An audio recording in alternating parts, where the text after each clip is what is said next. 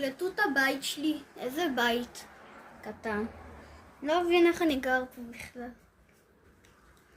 זה בית כל כך קטן. רק שתדעו אתם על רחפן.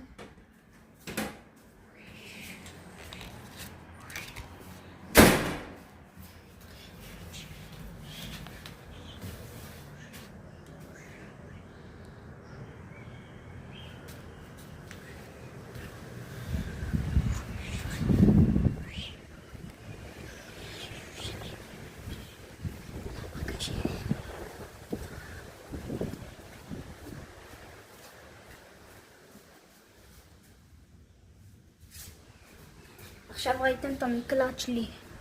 איזה מקלט מכוער וקטן יש לי. מה תפר? משמור.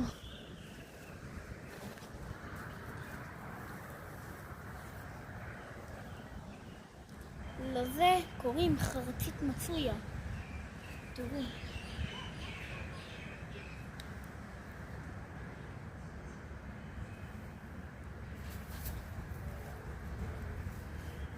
שכחתי שהפלתי מהחלום שלי משהו.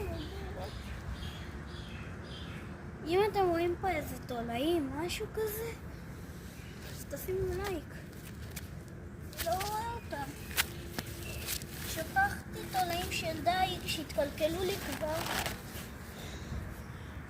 אם הייתי יכול להעביר לכם את הרף של התולעים, אתם לא הייתם רוצים ללכת. איך, מה זה?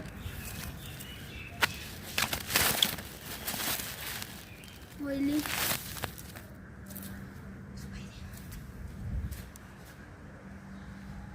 אם אתם הפוכים, תשימו לייק.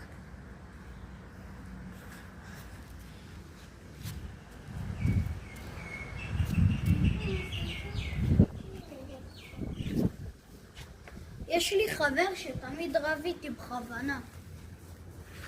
תראו, יש פה מצלמה. אוקיי חברים, אני מצלם שתי מצלמות. תראו, מצלמה אחת זה של הבית שלי. רוצים נעלה לשם. שם זה הכניסה לבית שלי, עם האופניים. פה זה כניסה אחרת, לבית אחר. אלוהים ישמור איזה מגעיל פה. כמה אבק. אינטרנט.